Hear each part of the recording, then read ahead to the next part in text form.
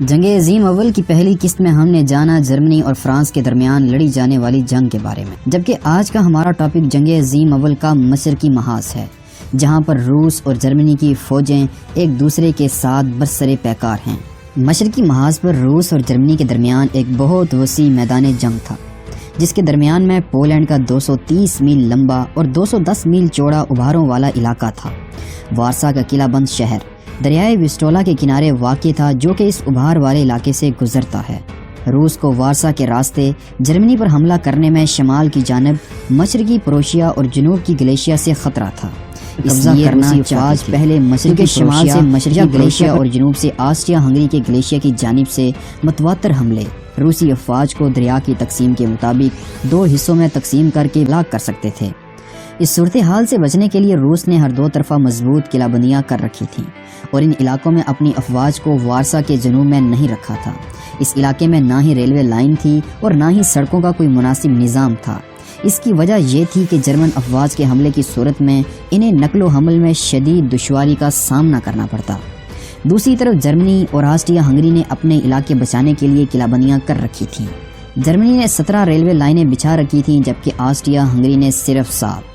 اس طرح جرمنی بالخصوص اور آسٹریا ہنگری بالعموم اعلان جنگ کے چند ہی دنوں میں اپنی فوجوں کو سرحد کی جانب کوچ کرنے کا حکم دے چکی تھیں، جبکہ دوسری طرف روس کے ذرائع نقل و حمل انتہائی پسماندہ اور خستہ حال تھے، جہاں افواج کو کمک اور شب خون مارنے کے لیے نقل مکانی کرنے میں شدید دشواری اور مشکلات کا سامنا تھا۔ روس اپنے اتحادی فرانس کی خوشنودی اور اپنے دیرینہ دشمن جرمنی پر حملہ کرنے کے لیے جنگ کے آغاز سے ہی بے چین تھا۔ جنگ چھڑتے ہی روسی جنرل آف سٹاف کو معلوم ہو گیا تھا کہ جرمنی فرانس پر حملہ آور ہو چکا ہے۔ اس صورتحال میں دوسرا منصوبہ عمل میں لایا گیا، جس کے تحت 20 لاکھ فوج، جو کہ روس کی کل فوج کا 1/3 تھا، جرمنی کی سرحد پر صف آراغ کر دی گئی۔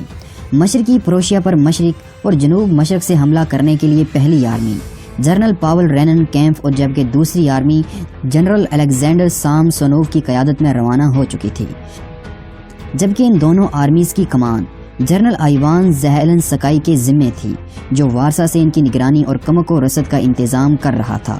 جنرل زیلنسکائی نے اپنے دونوں افواج کو تیزی سے سرحدوں کی طرف بڑھ کر دشمن پر حملہ کرنے کی ہدایت کی۔ یوں 17 اگست کو جنرل رینن کیمپ کی پہلی آرمی نے سرحد پار کی۔ منصوبے کے مطابق جنرل سامسونوف کو 5 دن بعد سرحد عبور کرنا تھی، جبکہ جنرل رینن نے جرمن افواج کو شمال اور مشرق میں منتشر کرنا تھا، جبکہ جنرل سامسونوف نے آگے بڑھ کر ان کے عقب سے حملہ آور ہو کر کاٹتے ہوئے پہلی آرمی سے جا ملنا تھا۔ جرمن مشرقی محاذ کے کمانڈر جنرل میکس وان پریٹ نے روس کی پہلی آرمی کو مشرقی پروشیا میں داخل ہو کر آگے بڑھنے کا موقع دینے اور پھر اچانک اس پر تابڑتوڑ حملے کرتے ہوئے سرحد پار دھکیل دینے کا منصوبہ بنا رکھا تھا۔ اس کے پہلے کور کے سرگرم کمانڈر جنرل ہرمن وان فرینکوئز نے از خود آگے بڑھ کر روس کی پہلی آرمی کا راستہ روک رکھا تھا اور روسی افواج کو بھاری جانی و مالی نقصان پہنچا۔ جنرل پریٹ ویٹس کے لیے وقت بہت قیمتی تھا، کیونکہ اسے معلوم تھا کہ 5 دن بعد جنرل سامسونوف اپنی دوسری آرمی کے ہمراہ سرحد عبور کر لے گا۔ اس لیے اسے 5 دن سے پہلے روس کی پہلی آرمی سے فیصلہ کن جنگ کر کے اسے انتہائی لاغر کرتے ہوئے سرحد پار دکھیلنا اور جنوب میں آنے والی پہلی آرمی کے لیے صف آراغ ہونا تھا۔ خوش قسمتی سے جنرل رینن کیمپ کو کسی بڑے خطرے کا احساس تھا ہی نہیں، اور وہ جنرل فرینکوئز کے اچانک پیچھے ہٹ جانے کے باوجود مسلسل 2 دن تک آگے بڑھتا رہا۔ یوں 20 اگست کو جنرل پریٹ ویٹس نے ایک بھرپور حملے کا حکم دیا۔ اس شدید حملے سے خاطر خواہ کامیابی تو حاصل نہ ہو سکی، مگر تاہم ابتدائی معمولی کامیابی کے بعد صورتحال جوں کی توں رہی۔ اسی روز جنرل پریٹ ویٹس کو یہ اطلاع ملی کہ جنرل سامسونوف کی دوسری آرمی بھی مشرقی پروشیا میں داخل ہو چکی ہے، سو اس نے دریائے وسٹولا کی طرف پسپائی کا حکم دیا، اور یوں 31 اگست تک روس کی 1,50,000 فوج میں سے صرف 10,000 فوجی ہی جان بچا سکے۔ جرمن افواج کو شاندار فتح حاصل ہوئی اور جرمنوں کے زیادہ سے زیادہ 10 سے 15,000 فوجی جنگ میں مارے گئے، جبکہ روسی جرنیل جنرل الیگزینڈر سامسونوف نے انتہائی مایوس کن صورتحال میں خودکشی کر لی۔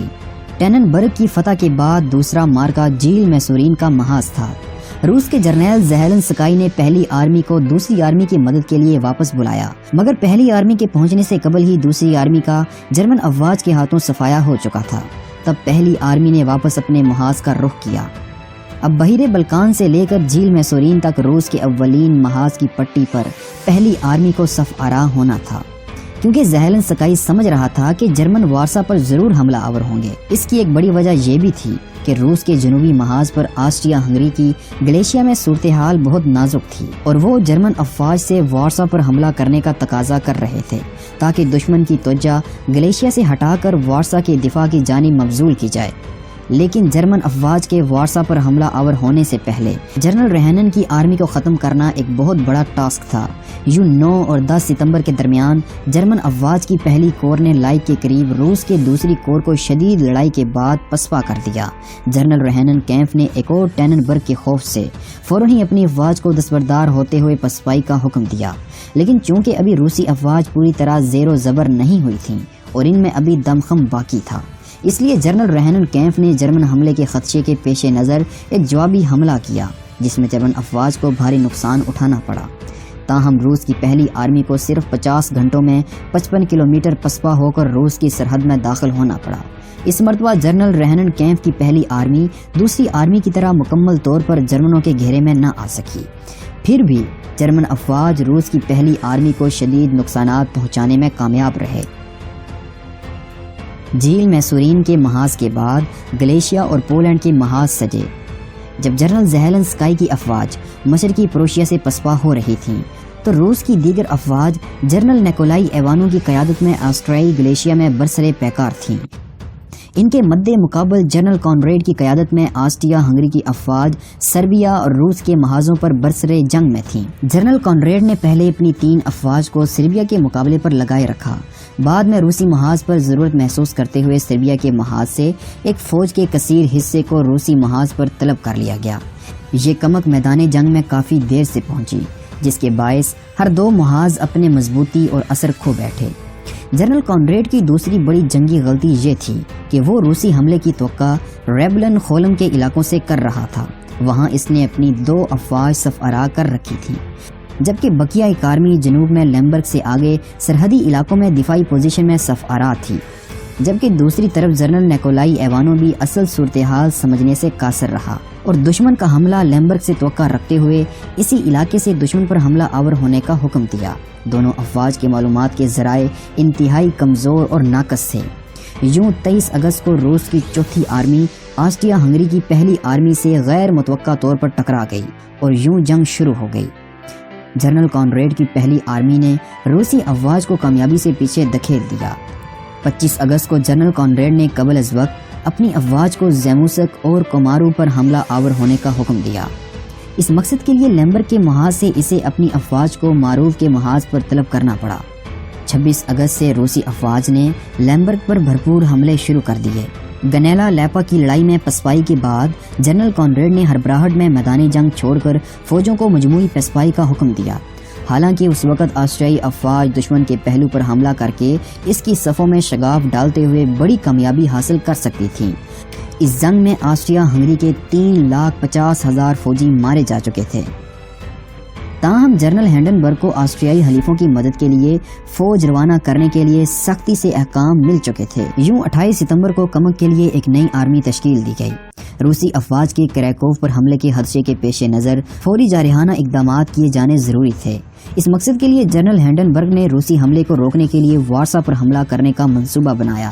9 اکتوبر کو نئی آرمی دریائے وسٹولا پر پہنچ چکی تھی، جہاں جنرل نیکولائی کے وائرلیس پیغامات کی بابت معلومات ملنے پر روسی افواج کے جرمن افواج پر بائیں پہلو سے حملے کی مکمل تصویر حاصل ہو چکی تھی۔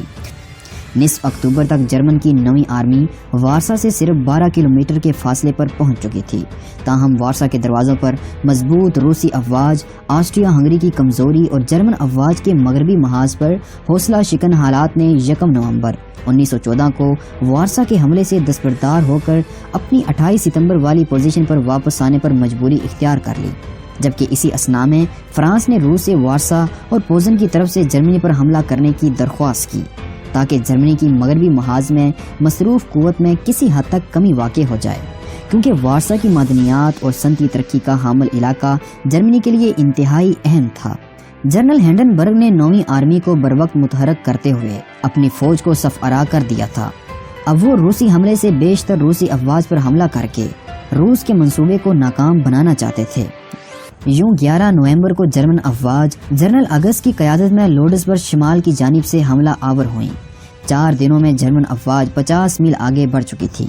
11 نومبر تک روسی افواج سلیسیا پر حملہ نہ کر سکی تھیں، جبکہ 16 نومبر کو انہیں معلوم ہوا کہ ان کی دوسری آرمی لوڈز کے مقام پر جرمن افواج کے نرغے میں آ چکی ہے۔ تاہم بھاری جانی و مالی نقصان ہونے کے بعد روسی افواج نے سلیسیا پر حملہ کرنے کا ارادہ ترک کر دیا۔ جنگ عظیم اول کی بڑی وجہ بحری برتری کی دوڑ بھی تھی۔ برطانیہ جو کہ ایک مدت سے بحری برتری کا حامل تھا، جرمنی کو انتہائی ناپسندیدگی کی نگاہ سے دیکھتا تھا۔ اس طرح اسے پوری دنیا میں پھیلے ہوئے اپنے بحری راستوں سے ہونے والی آمدن اور بحری جہازوں کے وسیع جال کے چھن جانے کا خطرہ بھی تھا، جو لازمی طور پر پوری دنیا پر چھائی برطانوی بالادستی ختم کر دیتا۔ اس طرح یہ جنگ ایک لحاظ سے بحری برتری کی جنگ بھی تھی۔ جنگ عظیم اول کے آغاز سے ہی بحری لڑائیوں کا آغاز ہو چکا تھا۔ سب سے پہلے بحری لڑائی واضح طور پر جرمن فتح تھی، جو کہ بحیرے روم میں ہوئی۔ اس لڑائی میں جرمن جنگی کروزر گوئبین اور ہلکے کروزر بریسلو کے بحیرے روم سے قسطنطنیہ تک بحفاظت پہنچانا تھا، کیونکہ برطانوی بحریہ نے جرمن بحریہ کی مکمل طور پر ناکہ بندی کر رکھی تھی۔ دوسرا یہ کہ یہی وہ 2 بحری جہاز تھے جن کی وجہ سے ترکی میدان جنگ میں مرکزی قوتوں کے حق میں اترا۔ 28 اگست 1914 کو برطانیہ کے ایڈمرل ڈیوڈ نے جرمن بحریہ کو ایک بڑی سمندری لڑائی میں کھینچنے کے لیے ایک حملے کا منصوبہ بنایا، جس کے مطابق 5 جنگی جہازوں کے ساتھ جرمنی کی بندرگاہ پر حملہ کر کے فوراً ہی واپس بھاگ آنا تھا۔ اس لڑائی میں جرمنی کے 3 کروزرز تباہ ہوئے۔ اس طرح مارو اور بھاگ جاؤ کی طرز پر حملوں کا آغاز ہوا، جو کہ پوری جنگ عظیم میں جاری رہا۔